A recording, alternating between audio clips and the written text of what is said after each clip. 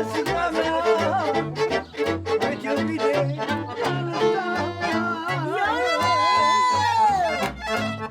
Neguriță,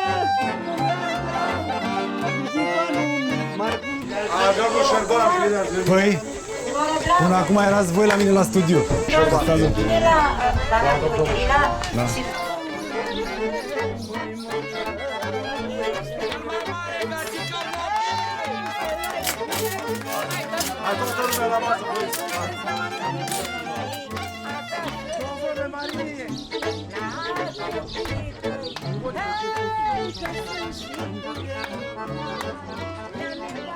E o întrebare care stă pe buzele multora. Cu ce se vopsește caliul, dar are culoarea asta la păr? Crema de la pantofi. Deci am un respect al meu personal și tot timpul mi-am respectat valoarea și pielea, cu toate că sunt negru, mă rog, culoarea mea e de țigan original, natural și nu m-a dat înapoi și am demonstrat totuși că știu să-mi respect valoarea și ca lăutar și ca un artist care trebuie să fii întotdeauna, să fii curat, să fii pus la punct. Fiecare să povestească ceva din copilărie. Da, domnul Șerban, de Mulți acord. îți dai seama că habar n-au de ce erau, cei care se vor uita, habar n-au de ce era înainte de 89. Exact. Iar realitatea față de unul ca mine, crescut la oraș, realitatea Exact. Și unul de crescut sat la era țară. cu totul alta. Era Mai ales schimbat. pentru comunitate. Așa este, domnul Șerban. Deci, Zi noi, din copilărie. copilăria mea, care a fost? Eu aveam Când ai văzut instrumentul prima dată de voie de la nevoie? 5 ani, Vioara. la 5 ani jumătate, eram în țigănia adevărată. Erau fel și fel de muzicieni, mari muzicanți, din tată în fiu și bunicii mei. Și eu ședeam, eram copilaș. Și veneau obosiți părinții mei de la anunț și maica mea și taică mea și bunicii mei. Și eu trebuia să merg în șoaptă așa să nu... Și atârnau vioară și băteau în cui așa. În cui și băgau o panglică de aia la vioară și uram foarte frumos. Mă duceam, îi lăsam să doarmă părinții mei. Și în curte să repeți? Nu în curte, nu că să nu-i deranjez. De frică, că mi-era frică, mă respectam. Că știam că ei sunt obosiți la un moment dat și trebuia să nu mă simtă. Și mă duceam, acolo aveam niște vii și eu luam vioara și plecam fără să mă vadă nimeni și studiam Singur? singurel. Doar după ce auzeai de la Deci cei de la mari. ei și ascultam, domnul Șerban. Ce pe bunicii mei ascultam, venea lui seara de la anunț, se strângeau toți și făcea chefuri, beau, mâncau și eu ședeam pitit așa, să nu mă vadă. Da, da, și tu te expuneai muzice, te umpleai de muzică, da, am înțeles. mă umpleam Da, și mă rămânea... nu se prindeau după aia că tu ai umblat la vioară? Nu o dezacordai? Maica mea știa, Și nu-i spunea tatălui? nu spunea lui taică meu, pentru că el știa de frică și spunea, băi, ăsta e negru, e cu tare, nu știu ce, nu se iasă ăsta la valoare. Avea foarte mulți... Și stai, tatăl tău n-a avut încredere în talentul? N-a avut încredere, știți, pentru că erau Te-a pus foarte... vreodată, te-a testat? Ia mă, ia cu ăla, încearcă și tu? Păi dacă vă spun, am luat și eu vioara odată. Și De față cu el? Da, față cu el. Am luat o vioară așa. Domnul Șerban și mi-a rupt arcușul în cap. După ce te-ai apucat să cânti? Da, și am început să fac și eu așa. Ce faci, mă? Te joci cu instrumentul meu? Măi, nebunule, N-am mi-a apreciat, am înțeles. ce faci tu cu mine? Tu n-ai tale să cânti cu vioara. Bursa. Veneau oamenii după noi, ne căuta Bursa de muzicieni. de am muzicieni. înțeles. Deci veneau oameni care am nevoie pentru data cu tare, veneau căruțe. Era un fel de showcase-uri, dar Deci, voi apucați da, să și cu cântați? căruțe veneau Stai, înainte. apucați Nu, să cântați n-aveam în fața mașini. lor? Păi stați să vă dau acum răspunsul, domnul Șerban. S-a făcut o conferință cu toți muzicanții, cu toți lăutarii, care mai de care copil Să-și arate o draslă să arată, uite cât de ce ai bine- și... Da, domnul Șerban. Și era concorații. Beau țigani. Concorația lăutari. era bursa, ca să Da, înțeleagă bursa, toată lumea. bravo. Concorația cu fiecare copil în parte să vadă ce a făcut copilul lui și cum execută, ce face.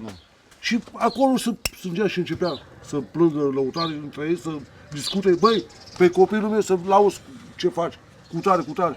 Și eu, maică mea, Dumnezeu și taică meu, era cu toți la bursa acolo. S-au întâlnit cu toți muzicienii, domnul Șerban. eram timid. Mi-era rușine, mi-era frică de tată și de mamă. Adică mai mult de tată. Aveai vioara la tine când te-ai dus acolo sau? Aveau instrumentele deja. aveau ei acolo. Aveau instrumentele acolo. Și fiecare cântă. Uite, a venit și negrul meu. Și face să mă Dumnezeu. Pune mâna acum și demonstrează. Îi rupă toți. Mamă, mi-e rușine. Să te duc. Era țambalege contra mari muzicali. Toți lăutarii de Plejan. Vor 70 de muzicieni. Știai ce aveai de gând să cânti? Da, de capul Ce? meu. Zice melodia era. Am început cu hor anunții, Murgulețul, Le-ai zis și restului instrumentistului? Toată lumea și știam și tonalitatea, știam tot. Știam tot ce se întâmplă. Câți ani aveai? 5 ani jumătate. Și am început. Gata. Domnul Șerban. Pe nu s-a spart instrumente sau a început lumea să zică Să aplaude, să... a fost un fenomen. Vă dau cuvântul meu.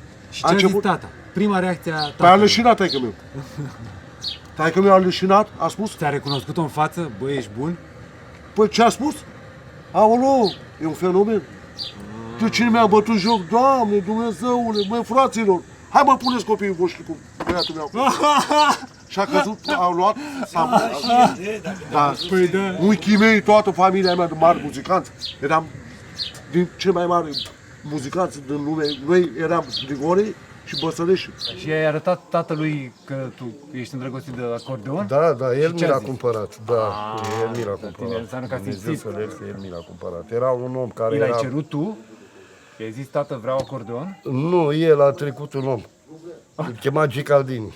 Băi, ce faci cu acordeonul ăla? Îl vând Ioane. Aia vină mă încoace cu el. Și avea bani în portofel, vreo 300 de lei, cum era cu Bălcescu. Până în 89, da. Ce-mi dai, mă, pe el? Vezi că Marie știe Să cu tomnea. Bălcescu, cu de-astea. Să tomnea cu el. Ce-mi dai? Păi, ce vrei, bă, pe el? Așa vorbea tata. Ce vrei? Vrei, băi. Să fiu om drept, nu vorbea. Da, mă, tu vorbești Era cum vorbea prieten el. cu ăla care era. Hai, vorbește acum, ca așa e, că hai. Ei, ce vrei, da, vrei pe el, bă? Hai, dă-mă cât ai Ioane. Dă 400 de lei. Mă, să fiu al dracu, dar ți-ai dat poate 250 de lei. Ca să rămâi și eu cu 100 măcar să zici. Hai, mă, ce dracu. Hai, bă, hai. Mi l-a luat. Dar era de la normal, nu de copil, nu? Era... Nu e, Era mai mic. cu 32. Ah, ok. Avea Nu știu măsurile de acordeon. Da. Ți-a luat acordeonul și te-ai apucat singur? Da, singur, Tata mă. ți-a arătat ceva Nu că nu mi-a- știe, că era cu vioara. Mai Notele, mi-a arătat și ce- el, mai cântam cu el în spate acolo, mă duceam la el. Mai Cum cântam. spunea Marin dacă când învățai? Cum spunea tata? Îmi dădea cu arcușul. Deci că toată lumea a învățat de frica arcușului. Când a plecat în străinătate în 89, stai să vă spun, domnul Bogdan, aveam doar un copil. Și cât ai Marinic? Nu, Să trăiască. mulțumesc. Cât sunt dintre ei muzicieni? Toți. Toți? Au trupă Niciunul? făcută! Bă, păi ziceți voi, mă, că e documentat. Ăștia cântă, Da, exact, aia e bună replică. Pe vapor, pe Pe astea. vapor, pe crăzie. ăștia cântă că- Niciunul, stai așa și Rar îi vezi pe ăștia pe aici. tu n-ai niciun regret că nu e niciunul muzician? Păi ce regret să am dacă nu am învățat? I-am luat lui ăla acordeon, a băgat piciorul în burdu. I-am luat lui ăla vioară, a învățat, i-a ieșit cârnatul pe aici, pe nas, că mânca și cânta. M-a zis, nu mai cânt. Ăla întâi am luat orgă, fura stația. Hașiș, fura stația. Tu te îngurite, mi-ai pus stația manet. Că avea o vermonă de aia mică, că așa era înainte. 7 de la... Și nici nepoții nu cântă niciunul? Toți ingineri, Sunt doctor toți. ăia doctori, marinari.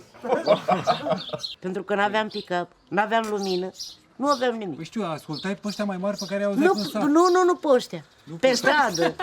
Ce auzeam eu pe stradă, că aveau lumea pick-up-uri din asta. Da. Ascultai de la, am înțeles. Și mergeam, da, după stradă mergeam în casă și eu fredonam piesa aia până în casă, eu dimineață Învățai. o făceam adevărat. Wow. Da. Și Părinții te-au susținut? Au zis, Ei, băi, ce hai mă să mă susțină? să te susține hai să cânti, hai să te ducem la bursă. Să mă ducă pe mine. Păi eu n-aveam... Cânta Caliu în Golășei la noi, la mine în sat. Și eu m-am dus după el, auzeam muzică și mi-era dragă. Mă duc după Caliu de scult. Mama avea un cal și zice, te-ai dus după calul ăla să-l duci? Și eu m-am oprit lângă Caliu. Eram de sculță și m-a pus Caliu să cânt și am cântat. Să vezi ce de bani am luat. Ce ai cântat? Și am cântat. Prima dată, ia. Îți mai aduce aminte? Cine fluieră și cântă, nu este lumea urâtă. Nici inima amărâtă, nici fața posomorâtă. Dorul cât de mare crește, cântecul mi-l potolește. Omul uită și trăiește, omul uită și grăiește. Și zice mama. Și am stat între ei, până am îmbătrânit. Păi ce, ai vreun regret? Nu regret, că mi-a plăcut să cânt. Hai că ai stat să te gândești. Zi, hai zi. Regret. Pentru ce faptă regret? De ce îți pare rău că n-ai apucat să faci? Nu mi-am făcut copii mulți, că mi-era rușine. Am doar o fată. Și a trebuit numai să stau să cânt. Ai ghidat-o și pe ea către muzică sau ai lăsat? Păi ne-a cântat și aseară. Ramon. Da, Ramon. Regret pentru că mie mi-era rușine să mă vadă lumea cu burta mare, să nu mă vadă gravidă și am stat numai să cânt. Viața mea mi-am făcut-o numai pe scenă. Pentru o femeie e foarte greu, normal. E greu, da. Da, îmi spunea lumea că mă duc cu câte 10 inși. Cu câte 10 inși după cort. Și eu am zis, Doamne, păi câți inși am și eu să plec cu câte 10 inși după mine. Și eu n-aveam niciunul. Deci am știut doar să cânt și acasă. Și altceva, veneam de la cântare. Așa. Cântam sâmbătă seara, duminică seara, luni seara. Ajungeam tocmai marți acasă. Cât eram eu de obosită, mă puneam în pat, mă așezam în pat să dorm, păi nu puteam să dorm. Și tot cântam. Și pat? În pat. Și zicea mama, mă, dracu, nu fi și obosit, să dormă și ea. Dormeam cântând, mă trezeam cântând. Și acum, da. Și acum cânt, că mi-e drag să cânt, clar, dar mă mai ia și oboseala câteodată. Mi-aduc aminte, aveam 7 ani. Tatăl meu, țimbalist, fratele meu, țimbalist. Mai mă duceam pe la... mă duceam pe la Neadinu, mă duceam pe la un om care a murit, moșul cu țambalul, era foarte bun în toți țimbaliști de aici de la Clejani. Mă duceam pe la el că mă bătea taică meu. Și eu fugeam la el și la Neadinu m-a omorât. Că... Tu ai avut altă variantă să alegi alt instrument? Nu. La tine trebuie să fie obligat. Nu, am ales 4 instrumente, am cântat cu toate. Am cântat și cu contrabasul, făceam 6 ore. Și cu acordeonul și cu orga, dar ce mai bine cu țambalul. Le-am studiat pe toate. L-am studiat de la 7 ani până la 11 ani. La 11 ani am început să... Tatăl m-a ghidat foarte mult. Da. Mă prindea în casă, mă închidea. Domnule, când era masă, mă lăsa să... Nu mai ia nimic. Nu, dacă mâncam, nu mai punea nimic. Când nu mâncam, închidea ăștia și dea pe maică mea afară și îmi spunea, treci la țambal. Veneam de la școală și puneam și era bine. El spunea că nu e bine și mă bătea. Să văd și pe urmă mă punea să la curând, nu știam. Unicul elev care m-a ascultat, El. Da. Mă duceam la Neadinu, m-a omorât în față, să mă duceam la moșul, mă duceam peste tot. Fugea de mâna lui tatăl, că trebuie la... Păi da, că era clar că tata n-avea metodă de predat și... Da. Și fugeau și Neadinu spunea, uite așa, curdezi, altul, uite așa, face aici, că tata, cum mă ducea, hai fă-l, și eu nu știam. Și cât un pic duceam la ei, că erau mai bătrâni, mai în vârstă și mi-arătau. Și la un moment dat am început să acordez și eu țambalul la 11 ani. Primul eveniment pe scenă publică, la o nuntă sau... Primul eveniment care am cântat primul eveniment cu Caliu. Am cântat. Câți ani aveai? Aveam 11 ani. Caliu e în 59, eu sunt în 69, e mai mare cu 10 ani. Wow. Eu aveam 11 ani, el avea 21 de ani și mă lua, el era mai violonist, mai văzut. Trecut prin... Și a zis, la un moment dat, Caliu a zis, tu de astăzi încolo va rămâne cu mine să rămâi cimbalistul meu. Și de la 11 ani până la ora actuală sunt Caliu. Adică cu toți. Da. Ți-a ieșit. Și tu ți-ai ales instrumentul sau ai fost 12 ani. obligat? Eu mi l-am ales. Tata inițial m-a dat la țambal. Bă, dar mulți țambalagiu aici, de fapt. Pentru că tata era cu contrabas, unchii mei, că ei sunt 5 frați. Din 5, doar unul era cu acordionul, restul 4 toți cu contrabas. Păi era clar atunci ce o să fie. Și eu, crescând cu contrabasul în casă, vă dați seama, eu am pus o echipă contrabas. Dar stai, că mic n-aveai cum să pui mâna pe el, că edita mai Era, da. supradimensionat față de... Și la 11 ani, așa am început, tata m-a... Nu, te duci la țambal. M-am dus la țambal, da? Nu se lipea nimic. Armonie multă și...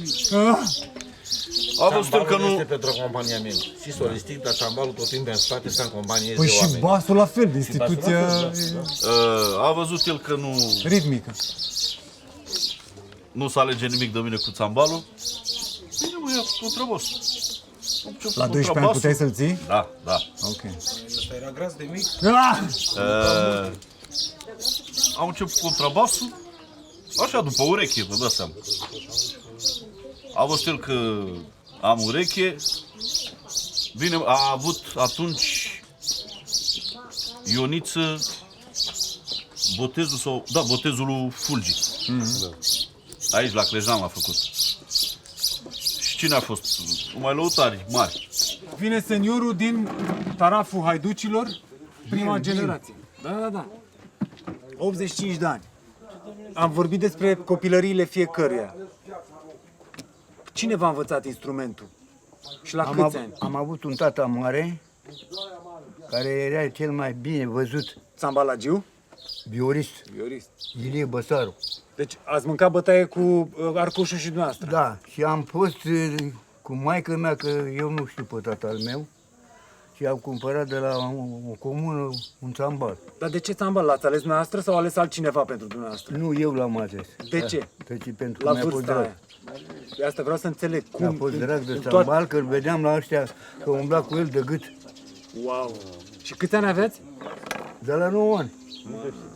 La ce a fost? La 13 ani am adus bani în casă. Am început să plâng într-o copită la Podișorul, de mama. Da. Am stat 3 zile la nuntă, că așa era înainte, nunții. 3 zile, de sâmbătă până luni seara. Și nu se dormea deloc. Și am cântat cu unul fără vedere, Ghița lui Bucol. Ghita lui Bocol.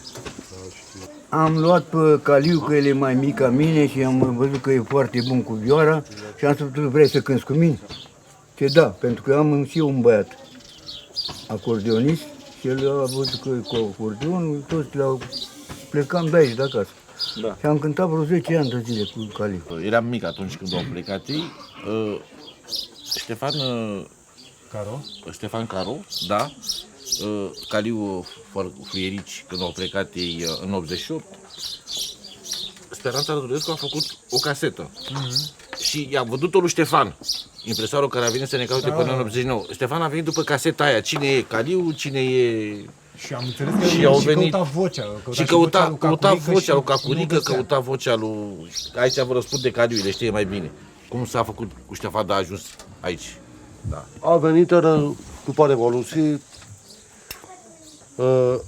ne-am trezit cu ei, domnul Șerban, era un viscol afară și bursa, ne așteptam anunțile, să le angajăm pentru anul, pentru prima... Următorul sezon, Da, exact. Asta era, noi trebuia să mergem la bursă, care mai de care și așteptam românii lăutare. Formația lui Caliu, formația lui nu, că aveam echipă. Era vreo 70 de muzicanți. Deci aveam, nu aveam, și joia cântam miercurea, marța, eu cântam la spăitor, la cocalar, la tot ce fel de năsuri, domnul Șerban. N-aveam loc, nu mai aveam somn. Și, mă rog, în final, ce spune Cacurică la un moment dat? Băi, nu ne bag în seamă. La 2 zile văd pe Ștefan de la Neacșu Nicolae, Dumnezeu să le ierte. Păi domnul Neacșu, mai lipsește o vioară și o voce, Cacurică. Unde e? Unde se tăi? Ionică era plecat până domnul Șerban. Și ce spune la un moment dat Ștefan?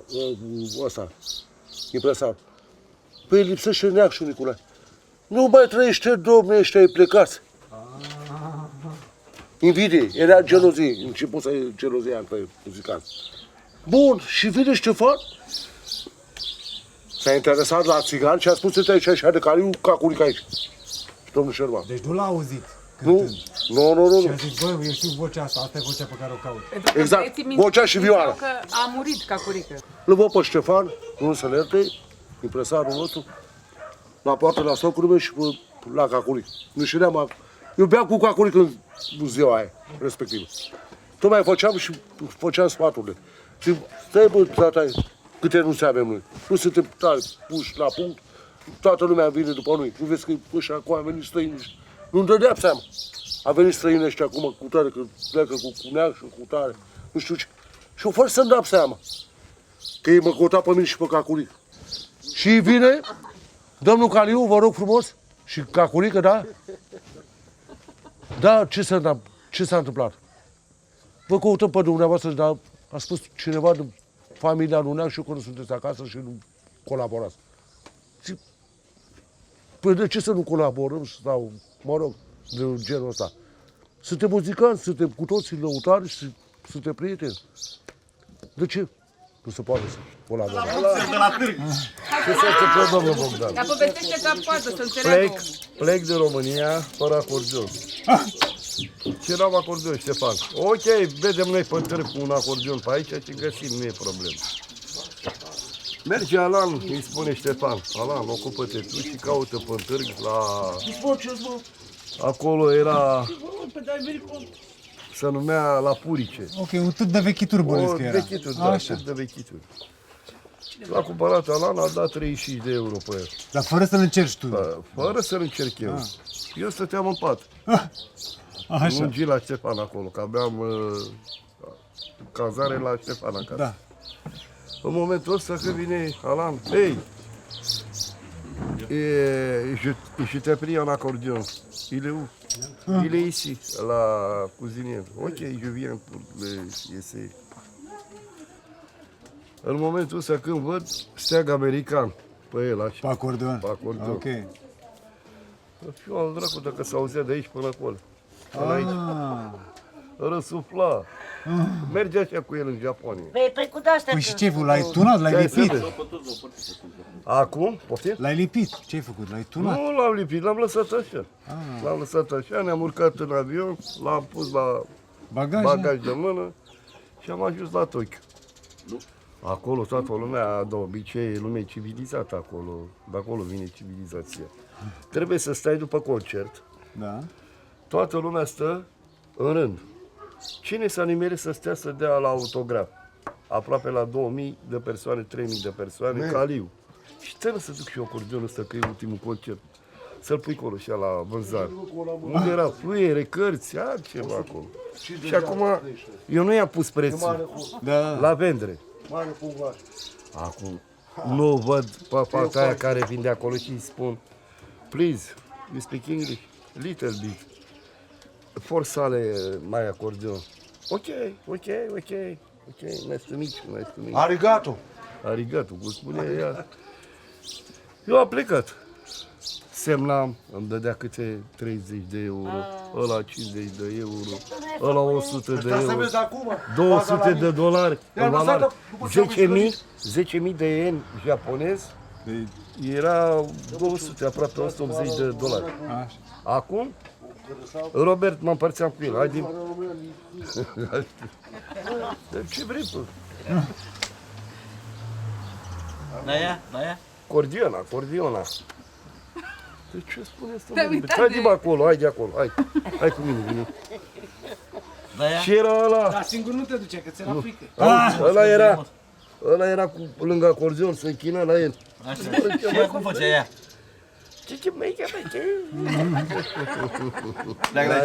Acum, money, no problem, money. Cât?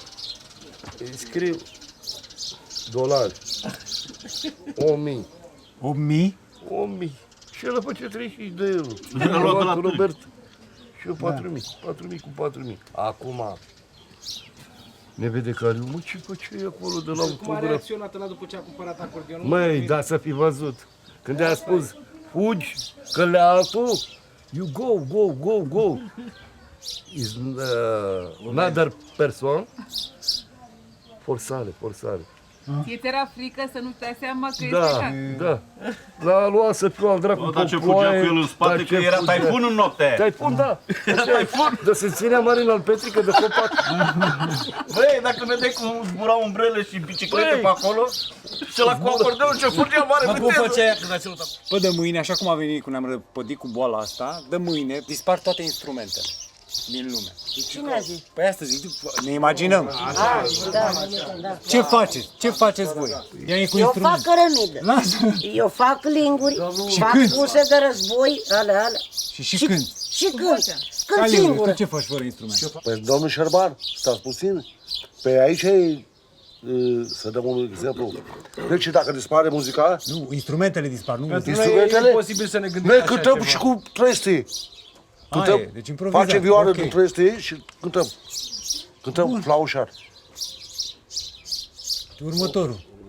Dacă nu mai există instrumente, deloc. Nici toate instrumentele dispar.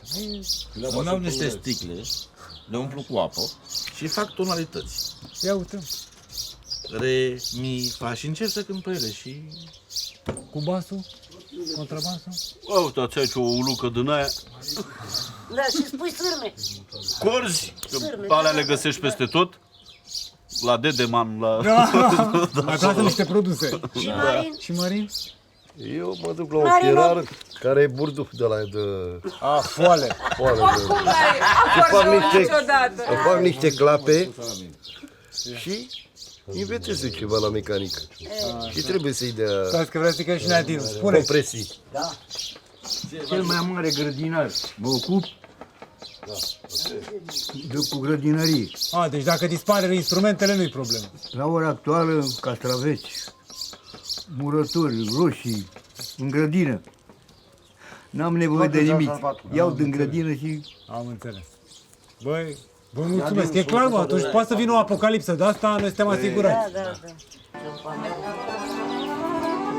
O să fie singură,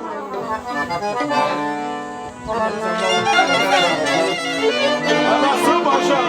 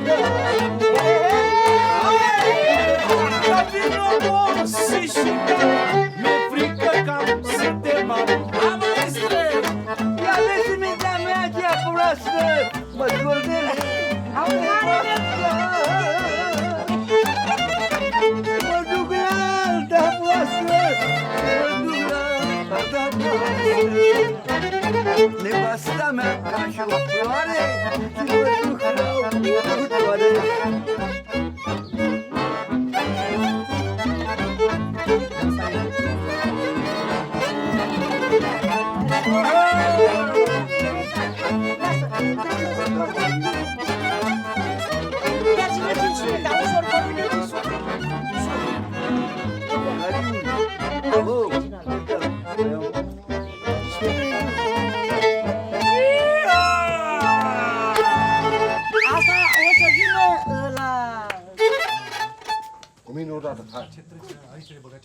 după mine. Fac eu, fac eu.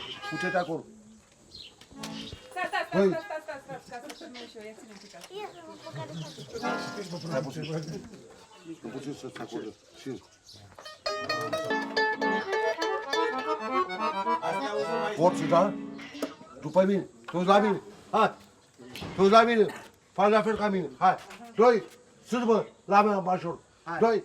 Și...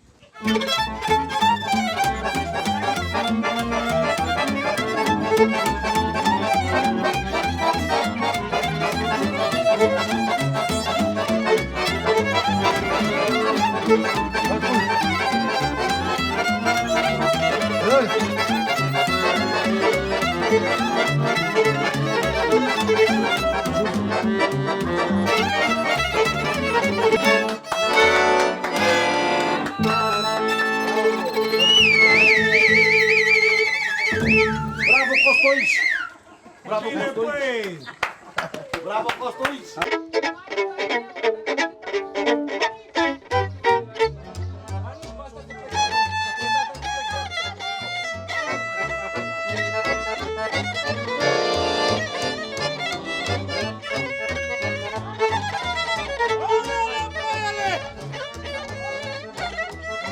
Fă-o să plângă, Caliule, cum ai zăpăcit toată lumea asta!